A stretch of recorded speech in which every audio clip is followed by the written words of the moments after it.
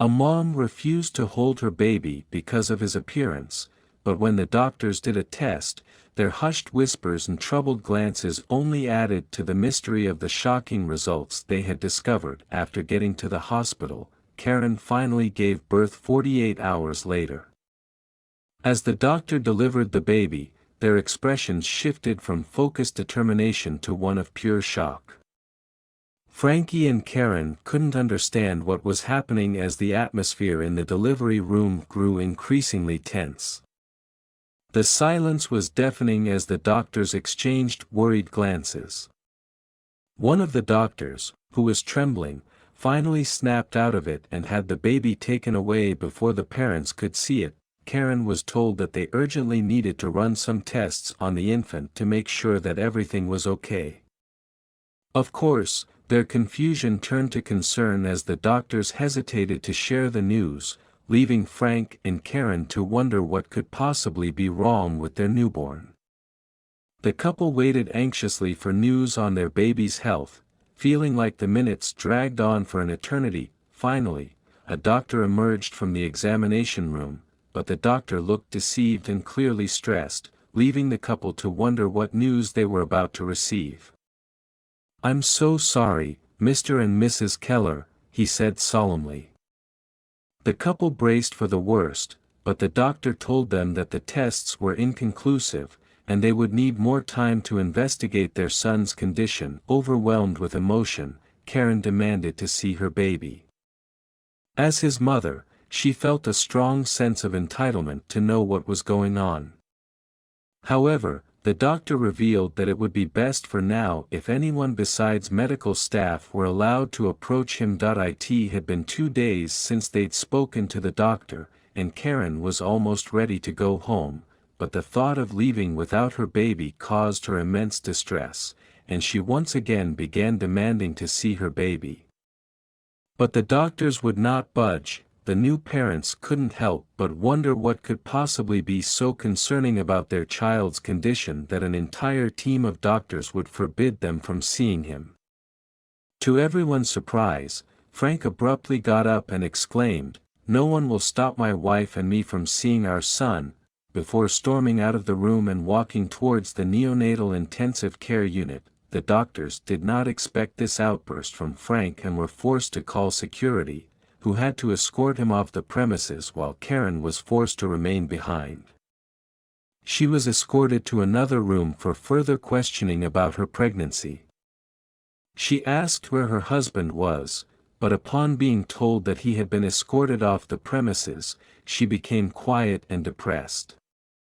She now felt all alone and helpless. All she could do was wait, her heart aching to hold her newborn child for the very first time. Karen's room was soon visited by a friendly middle-aged nurse who arrived with a comforting cup of tea and a notepad ready to question her about her pregnancy. However, at first, Karen was silent and unresponsive, refusing to answer any of the nurse's inquiries. The nurse then gently held Karen's hand and explained to her that her cooperation was vital for the survival of her baby and that this was a safe place. To the nurse's surprise, tears welled up in Karen's eyes as she whispered, "It's all my fault." Flabbergasted, the nurse tried to inquire as to exactly what was Karen's fault, but once again, Karen fell silent. The nurse sighed and gave Karen's hand a reassuring squeeze before posing the next question, "Are you sure that Mr. Keller is the baby's father?"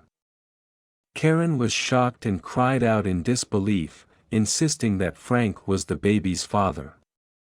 She couldn't understand why the nurse would insinuate anything else. Despite Karen's assertions, the nurse remained unconvinced and suspected that she was hiding something.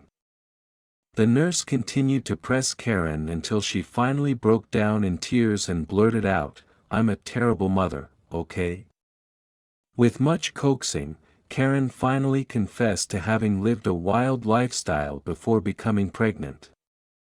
She had since slowed down but was afraid that it was too late by the time she found out she was pregnant. Karen went on to reveal that she had experienced inexplicable stomach cramps throughout her pregnancy, but their doctor had assured them that it was nothing to worry about.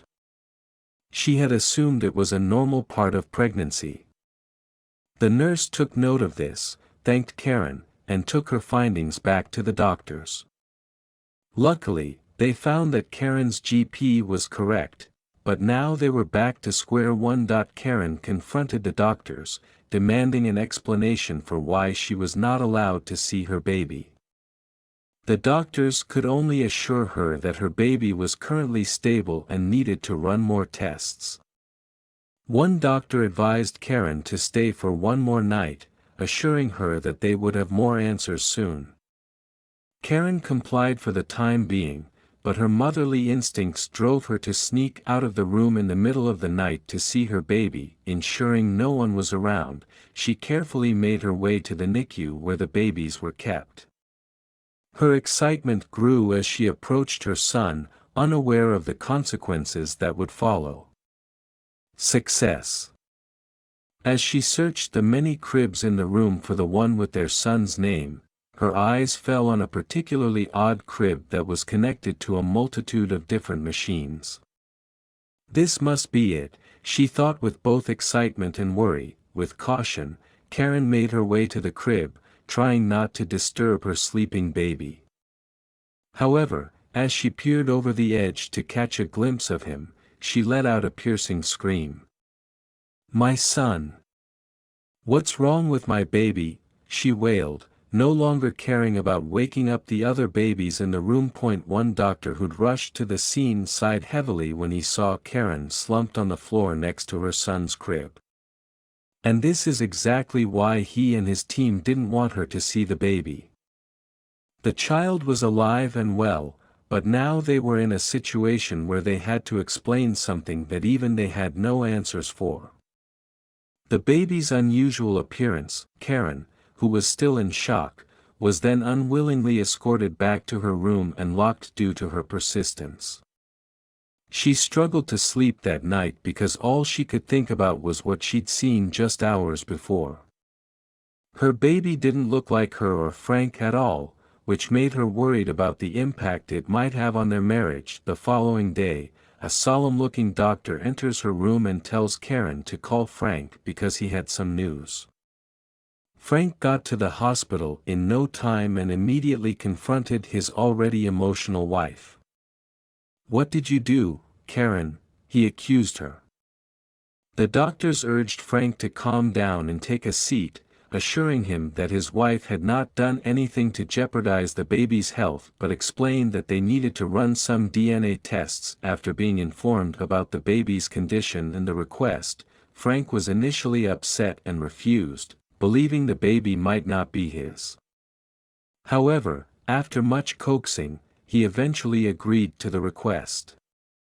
The doctors did a test and were shocked to see that Frank was indeed the baby's father, but the results still didn't answer the elephant in the room. Why did the newborn baby look this way? Flabbergasted and still unable to explain the major concern at hand, they revealed this news to the anxious couple, who then demanded to see their baby. When Frank saw his son, he was baffled, to say the least. Though his reaction was nowhere near as theatrical as Karen's, he still had so many questions as to why their baby looked the way he did. All the doctors could do was reassure them that everything would be fine, but they had one more test which may hold all the answers they were looking for: the skin biopsy. The couple decided to wait on the final results together, and during this time, Frank expressed his sincere apologies to his wife for ever doubting her. However, Karen unexpectedly revealed that she didn't want to carry the baby and even had doubts about keeping the baby. She believed that people would question whether the baby was Frank's due to his physical appearance. Frank spent the remainder of the day persuading Karen to keep their son and not lose hope. "We have incredible news," said the head doctor as he walked into the room. The couple was then informed that their son was perfectly healthy but had a rare skin condition that caused his pigment to darken despite having little melanin. In addition, they were told that with the help of a prescribed cream, their son's skin would gradually return to its intended color over time. Despite the news about their son's skin condition, the couple felt a sense of relief that they could finally bring their perfectly healthy baby boy home.